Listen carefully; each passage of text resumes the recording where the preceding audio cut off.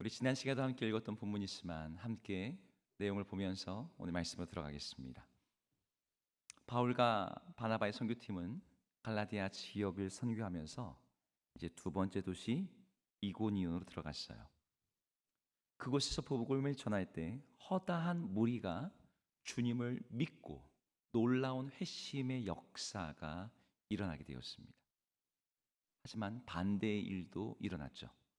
복음의 등을 돌린 유대인들은 이방인들의 마음을 선동해서 이제 예수를 믿고 주 안에 형제가 된 이들을 향해 악감을 품도록 만들었습니다. 이런 분위기 속에서 이고니온 도시 안에는 큰 분열이 일어났어요. 예수를 믿고 복음을 영접하고 따르는 그룹과 이것에 반대하는 그룹. 근데 이것을 반대하는 그룹, 이방인과 유대인과 그리고 이 도시의 관리들이 함께 머리를 맞대고 음모를 진행했습니다. 그 음모는 이런 거였죠. 두 사도를 모욕하고 저들을 공개적으로 돌로 쳐서 죽이자 하는 거였습니다. 여러분, 평상시라면 유대인과 이방인들은 서로를 돌보듯 하는 상종하지 않았을 그룹이에요. 그런데 복음을 대적하는 일에는 하나가 되었습니다. 여호와 하나님만을 믿고 그 율법을 준행하는 것이 구원의 길이다라고 믿던 유대인들 무리, 로마 황제만을 믿고 그의 통치를 따르는 것만이 평안과 안정을 주는다고 믿는 이방인 무리, 이 두 그룹에게 예수 그리스도가 왕이시며 그분이 우리를 구원하신다라고 하는 복음은 받아들일 수 없는 내용이었습니다. 순종하지 않을 뿐더러 그것을 핍박하는 데까지 그들의 마음을 모았어요. 그리고 거기에 이고니온 도시의 관리들도 합세를 한 거죠. 관리들이 왜 이 음모에 참여를 했을까요? 바울과 바나바가 전하는 복음의 영향력이 도시 안에서 커져가면서 앞에서도 말씀드렸듯이 도시가 둘로 쪼개져 나눠져 있었습니다.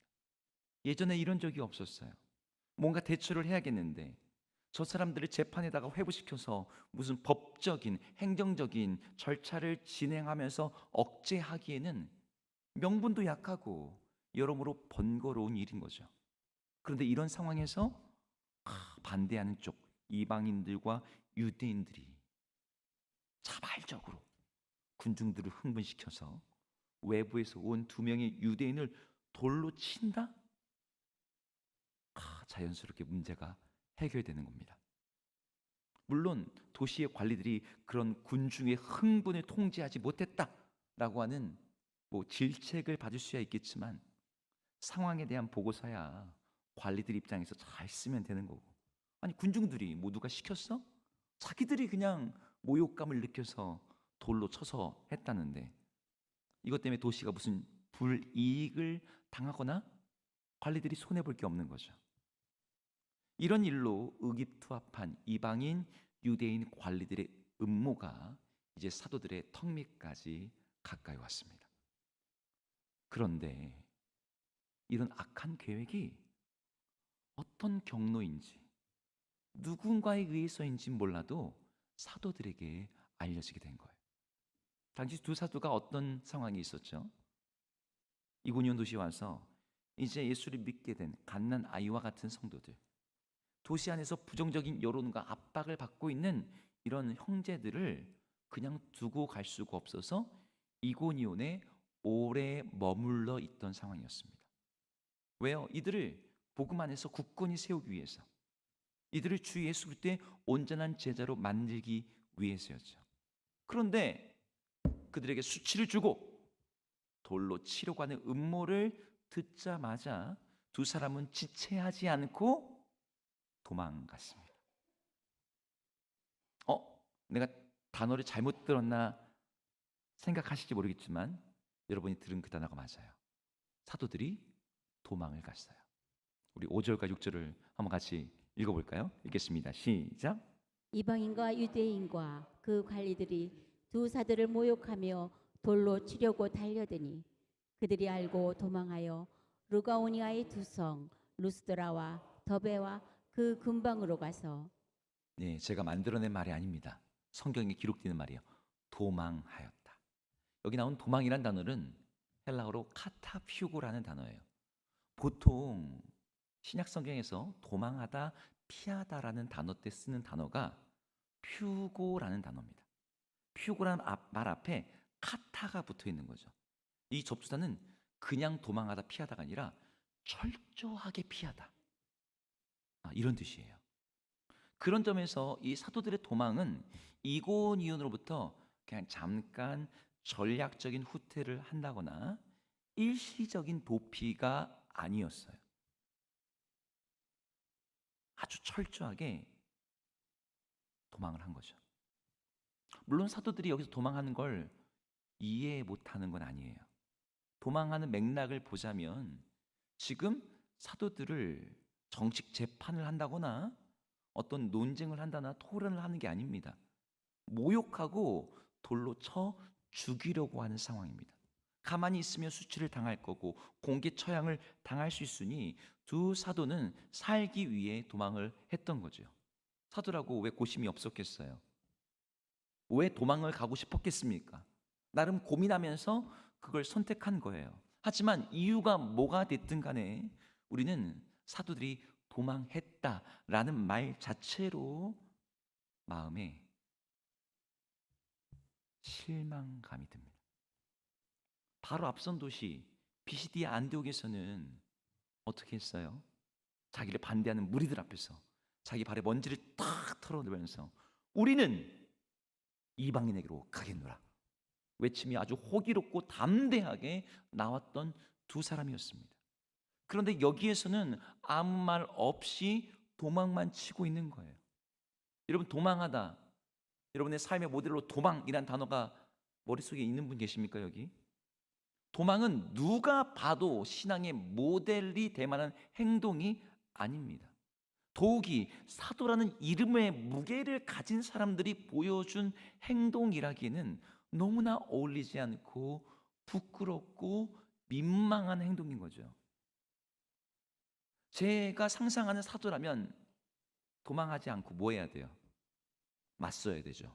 죽더라도 버티고 도망이 아니라 순교를 선택하고 뭐 이런 걸 좀 보여줘야지 사도라고 말하실 수 있지 않을까? 우리의 기대와 상상은 그런 거란 말이에요. 사실 과거에도 이런 일이 있었습니다. 사도라고 불리던 수제자들이 십자가에 달리시는 예수님을 버려두고 숨었을 때 그들은 공포에 질려서 예수님만 두고 도망했었어요. 그건 그때죠. 하지만 이제는 그러면 안 되잖아요. 왜? 그들 모두가 부활하신 예수님을 만났으니까요. 지금 오늘 본문에 나오는 두 사람, 바울과 바나바가 전하고 있는 예수 그리스도의 복음이, 그 복음의 핵심이 뭔 줄 아십니까? 이 부활의 복음이에요. 죽음을 이기신 예수 그리스도, 그분이 주시는 영원한 나라, 이것이 이 복음에서 말하고 있는 핵심 메시지인데, 자기들이 그 부활의 복음을 전하면서 지금 돌로 치려고 하는 자들 앞에서 죽을까 봐 도망을 하고 있는 거죠. 어제까지는 어떤 모습이었습니까? 이고니온의 믿음이 연약한 성도들, 그들을 갖다가 세우기 위해서 오래 머물러 있던 상황이었습니다. 그런데 두 사람이 사역이 완료돼서 기쁘게 환송을 받으며 떠나는 게 아니라 상황이 위급해지니까 도망을 하고 있어요. 여러분, 이런 상황에서 두 사람에 대해서 우리는 존귀한 사도, 책임감 있는 목자, 아니 주님의 제자라고 그들을 부를 수가 있을까요? 도망이라니. 다른 사람들도 아니고 사도라는 사람들이 도망을 하다니. 난 절대 저러지 않을 거야. 어떻게 저럴 수가 있어? 저건 그리스도인의 수치야. 부활의 복음을 믿고 전한다는 사람들이 어떻게 저럴 수가 있어? 여러분, 그런 마음이 드시지 않습니까? 사도들의 모습이 부끄럽고 민망해 보이는 건 사실이에요. 하지만 난 절대 저러지 않아 라고 쉽사리 장담할 수는 없습니다.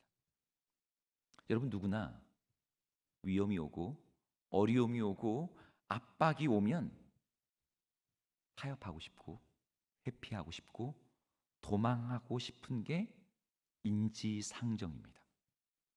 우리도 신앙을 지키려다가 애쓰면서도 때로는 피하고 싶은 순간들이 찾아와요.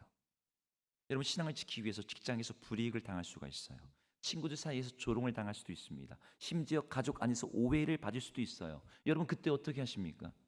여러분, 직장 안에서 신앙 때문에 어려움을 겪을 때 여러분, 모든 걸 내려놓고 뭐 노동부에다가 건의해가지고 싸우십니까? 그게 답이 아니죠.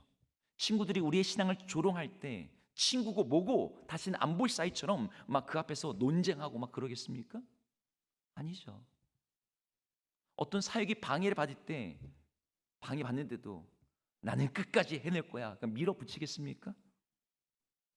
어떤 그리스도인들은 믿음을 위해서 반드시 맞서야 된다라고 생각하시는 분들도 있을 거예요. 하지만 현실과 이상은 다릅니다.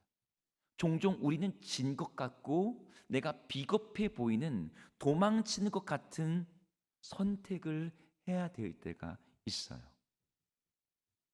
실제로 신앙 현실 속에 우리 마음속에 도망하고 싶은 이고니온이 있다는 뜻이죠. 사명을 완수했다는 어떤 뿌듯함과 감격이 아니라 서둘러 도망치듯이 덮어버린 인생의 자리들이 여러분에게 있지 않습니까? 교회 일을 하다가도 어떤 상황으로 마음의 상처로 또는 어려움 때문에 떠나온 자리들이 우리들의 과거의 기억 가운데 있어요. 많은 부모님들이 자녀를 키우는 양육의 자리에서 이 이고니온을 느낍니다. 나의 인격적 미성숙과 그냥 밥 먹고 살아야 된다는 그 바쁜 일상 속에서 말로는 내가 신앙의 부모라고 하지만 아이들은 어느새 훌쩍 커버렸고 그 애들은 예배의 자리에서 떠나버렸어. 그 아이들을 놓고서 아주 강하게 신앙을 가지고 너 예배 드려야 돼, 이렇게 그들을 설득하고 강제할 수도 있겠지만 자녀의 마음까지도 잃을까 해서 우리는 종종 그 자녀를 내버려 두고 하나님의 은혜 앞에 맡깁니다 하는 거죠. 여러분, 봉사의 자리에서 그렇지 않습니까? 여러분, 봉사하실 때 찬양팀을 하든 주방 봉사팀을 하든 방송팀을 하든 뭘 하든 우리 잘하고 싶어요. 잘했으면 좋겠어요. 근데 뭐가 모자라? 은사가 모자라. 재능이 부족해. 그냥 아무것도 안 하면요 중간이라도 하지, 그런 말 있잖아요. 근데 꼭 해가지고 여러분, 그러다가 말 들으면 그만하고 싶은 거죠. 주방 봉사팀 뭐 하는데 성도들이 밥 먹으면서 오늘 밥 너무 맛있었어요, 오늘 반찬 최고예요, 이런 말 들으면 신이 나지만 매주마다 그런 소리를 듣나요? 아니, 오늘 국이 왜 이렇게 짜? 뭐 들으라고 한 얘기가 아니지만 지나간 데서 귀에 싹 들렸어. 그럼 어떻습니까? 주님, 제가 땀 흘리며 수고한 음식 앞에 돌아오는 건 왜 이렇게 짜? 주님, 저희 눈물의 기도와 봉사의 땀을 기억하여 주옵소서. 여러분, 이렇게 기도하게 됩니까? 우리 봉사팀은 그럴 거라 믿습니다. 아멘? 네, 봉사팀, 권사님, 그럴 거라 믿습니다. 하지만 대부분의 사람들의 마음속에 어떤 생각이 들어요? 그럼 네가 해봐라. 내려놓고 싶죠. 여러분, 전도의 자리에도 도망하고 싶은 이고니온이 많이 있어요. 우리 전도 전할 때 10명 중에 5명 안 받고 가잖아요. 손살에 치죠. 불쾌한 표정으로 막 벌레 보듯이 뭐야? 예수 믿으세요 하면은 쌀쌀 맞고 퉁명스럽게 됐어요. 이런 거 들으면 마음이 막 처지죠. 거기다가 막 이단들이 옆에 있고 막 하면서 복음도 제대로 못 전하고 이런 말 들으면 기분이 아주, 우리 권사님이 2주 전에 한 분이 저한테 얘기하시더라고요. 목사님, 저 오늘 기분이 너무 더러웠어요. 전도고 뭐고 그만하고 싶어요. 한 집사님이 저한테 얘기하더라고요. 목사님, 제가 전도팀이지만 이번 주는 몸이 컨디션이 안 좋으니까 오늘은 좀 날씨가 흐리니까 뭔가 건수만 잡으면 안 나가고 싶은 마음이 매주 든다는 거예요. 여러분, 우리 인격만 봐도 인격 자체가 이고니온이죠. 주님을 믿고 따르는 일에 부끄럼 없이 살고 싶지만, 성도로서 거룩하고 정결하고 성숙하게 살고 싶지만, 여러분 우리 일상에 보면은 교만하고 분내고 시기하고 짜증내고 다투고 원망하고 불평하는 모습들이 우리 안에 있어요. 여러분 토요일이나 주일 아침에 만약에 부부 싸움을 하게 되셨다, 그러면 예배를 잘 나오십니까? 뭐 주일은 그렇다 치고 금요 예배 앞두고 부부 싸움을 했다, 두 분이 같이 교회 나오셔야 되는데 그러면 잘 나오십니까? 차 같이 타고 와야 되는데 아니죠. 예배고 뭐고 저 인간이랑 같이 교회를 가느니 차라리 내가 지옥은 아니죠, 거기까지는 아니어도 이 예배의 자리가 나오기 힘들 거죠. 여러분 사도들에게 실망했다고 말하기엔 우리들도 자주 그래요. 우리도 자주 도망합니다. 우리가 잠깐 마음이 어려워질 수 있어요. 사역을 내려놓을 수도 있어요. 잠깐 현장을 떠날 수도 있습니다. 문제는 그게 아예 복음의 자리, 사명의 자리, 예배의 자리를 이탈하는 것까지 이어질 때가 문제예요. 많은 성도님들이 이런 자신의 모습에 실망하고 자책해서 다시는 뭐뭐 하지 않으리 라고 각오하며 봉사의 자리, 예배의 자리, 섬김의 자리, 전도의 자리를 떠납니다. 그래도 주님을 떠날 수는 없어서 신앙적인 열정과 파이팅 없이 그냥 몸이 건조하게 아주 최소한의 신앙생활, 있는 듯 없는 듯, 내가 교회를 다닌 걸 누구에게도 알리지 마라, 이순신 믿음 가지고 살아가는 것이, 어설프게 뭐 했다가 또 상처 입고 부끄럽게 도망칠까 봐. 제가 군대에 있을 때 그 최전방 GOP에서 근무를 했습니다. 그 외지다 보니까 1년 만에 휴가를 나왔어요. 그 몰아서 나오니까 거의 한 2주를 나오게 됐습니다. 근데 나올 때 제 마음속에 이 제가 그때 막 성령 충만했거든요. 이 휴가를 의미 있게 보내야겠다 해서 나온 당일에 곧장 세브란스 병원에 가서 봉사활동을 신청을 했어요. 제가 원래 생각했던 건 의료봉사 막 이런 걸 생각했는데 웬 군인이 와서 봉사활동하겠다 그러니까 이제 그 지하에 있는 차트실로 내내 차트 정리하는 거죠. 네, 차트실이 우리 교회보다 몇 배 큽니다. 어마어마해요. 제가 거기서 거의 10일 동안 차트 정리를 했어요. 휴가를 나와서. 어때요? 대단하죠? 아닌가요?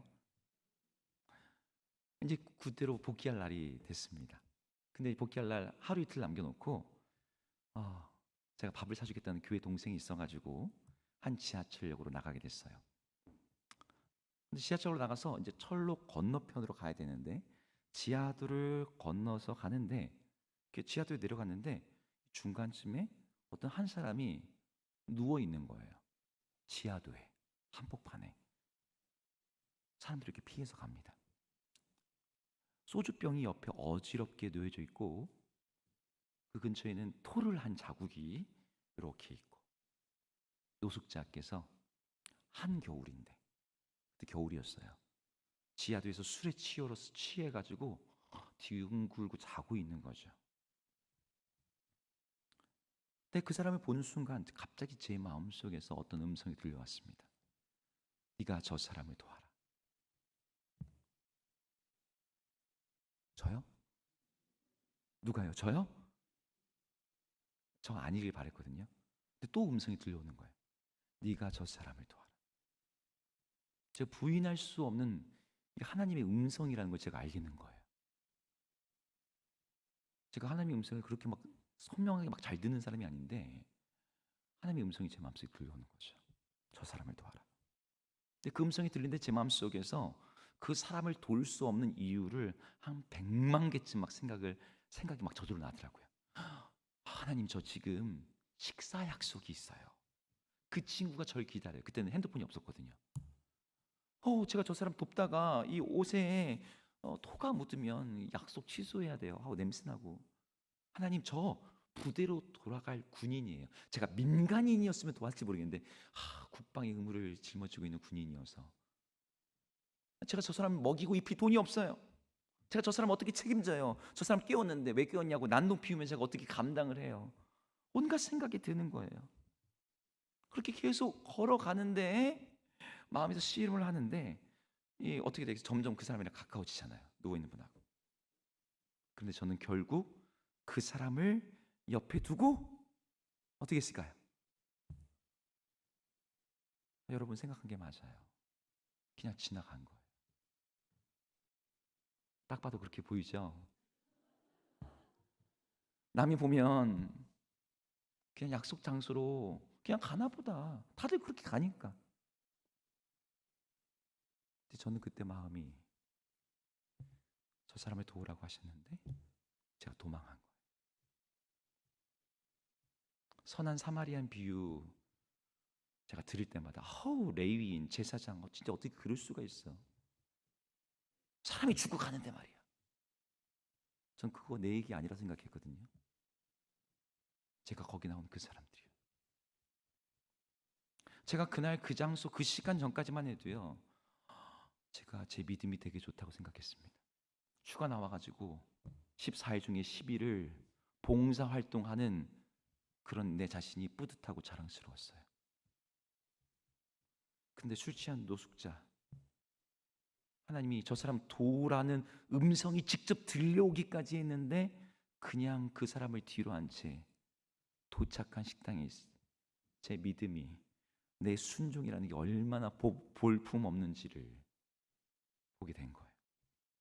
오랜만에 만난 이 동생과 약속이 반갑고 기뻐야 되는데 주님께 순종하지 못했다는 이 죄책감과 실망감 때문에 마음이 너무너무 안 좋은 거예요.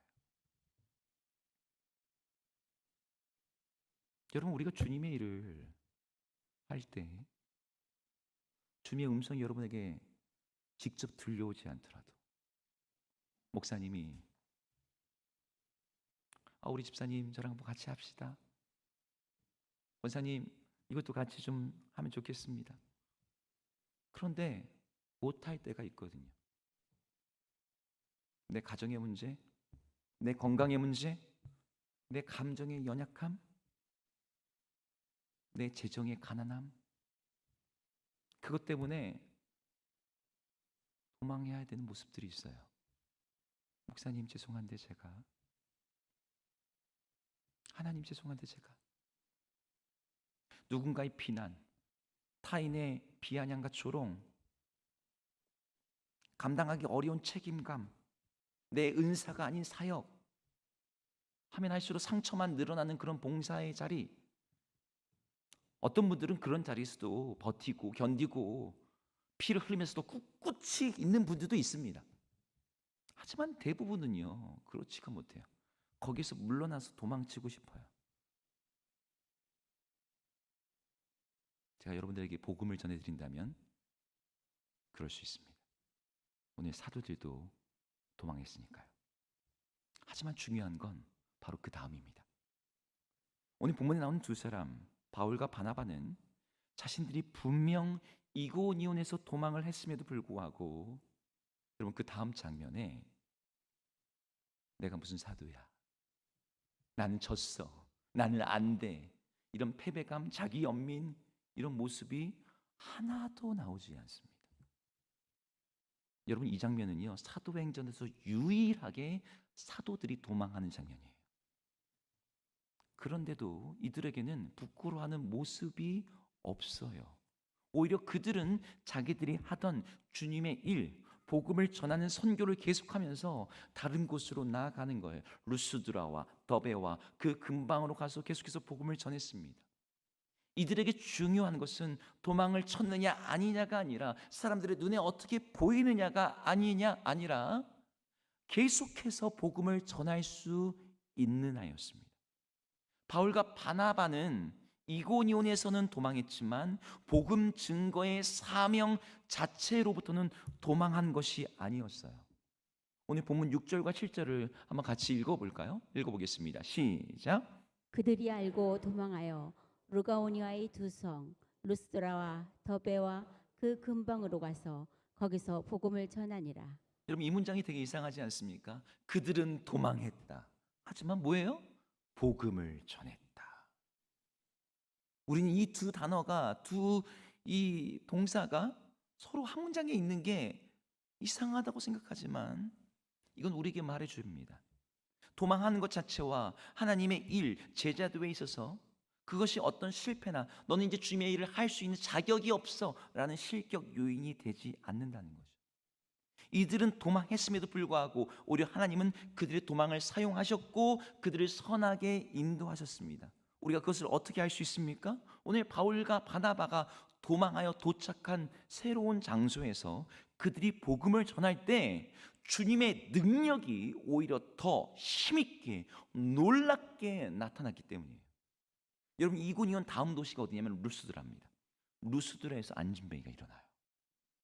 이고니온에서는 그런 일 없었거든요. 모든 도시의 사람들이 깜짝 놀랍니다. 제우스가 내려왔다. 근데 이 사람들이 또 급변해가지고 어떤 일을 하냐면 바울에게 이고니온에서 돌로 치려고 했던 걸 도망했는데 루스드라 가서는 결국 맞습니다. 그래서 돌로 쳐가지고 피투성이가 돼서 버려졌어요.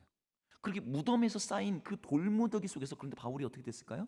죽어야 되는데 부활의 능력으로 살아난 거예요. 그냥 몸 털털 털고 다음 도시로 가게 됩니다. 하나님은 이고니온에서 떠나온 바울과 바나바의 행동을 넌 믿음 없는 모습이었어, 넌 사도의 자격이 없어 라고 정죄하지 않으셨습니다. 오히려 하나님은 그들의 도망을 통해서 복음의 전선을 이동시키시면서 그곳에서도 주의 나라를 확장시키고 계셨던 거예요. 하나님은 모든 일에 합력하여 심지어 그것이 도망하는 것 같은 비겁하고 무책임하고 연약한 모습으로 보일지라도 그것을 선으로 만드시고 그 일에 있던 사람들 다시 붙들어서 사용하고 계셨습니다. 여러분 우리들의 삶에도 이런 순간들이 있습니다. 여러분들의 기억 속에, 여러분들의 과거 속에도 그런 순간들이 있었을 거예요. 내가 떠나온 자리들, 착하고 충성된 종의 모습이 아니라 나 악하고 게으른 종 아니야? 주님의 일에, 주님의 사명 앞에서 나는 실패하고 패배하고 도망치고 나만 감당하지 못하고 이러는 거 아니야? 여러분들의 마음속에 남겨져 있는 그런 이혼들이 다들 한두 개씩은 있는 거죠. 내가 그때 좀 더 붙잡았으면 이 사람 교회 나왔을 것 같은데, 내가 이 사람 조금 더 잘해줬으면 교회 잘 정착했을 것 같은데, 내가 그때 조금 더 잘했으면 그날 예배가 정말 은혜로웠을 것 같은데. 근데 여러분 그렇게 떠나온 이고니온 때문에 여러분들의 마음과 삶을 허비하지 마십시오. 바울과 바나바에게 하나님이 루스드라와 더베로 인도하시고 역사하셨던 것처럼, 그리고 그것에서 복음을 전한 일을 감당할 수 있는 새로운 장소와 하나님의 함께 하심이 있었던 것처럼 하나님은 우리의 삶 가운데도 그렇게 일하길 원하신 줄로 믿습니다. 우리 눈에는 도망치고 중단하고 포기했던 그 과거에도 불구하고 우리 주님은 주의 일을 멈추질 않으세요. 여러분 복음서에 나오는 제자들의 이야기를 읽어보시기 바랍니다. 주님이 숨어있던 제자들을 찾아오세요. 자기를 부인하던 베드로를 회복시키세요. 도망하던 사도들을 갖다가 다시 불러다가 파송을 시키세요. 그 주님이 지금 우리들에게도 여전히 다시 찾아오시고 우리를 다시 세우시고 우리를 다시 보내시고 우리와 함께 계신 줄로 믿습니다.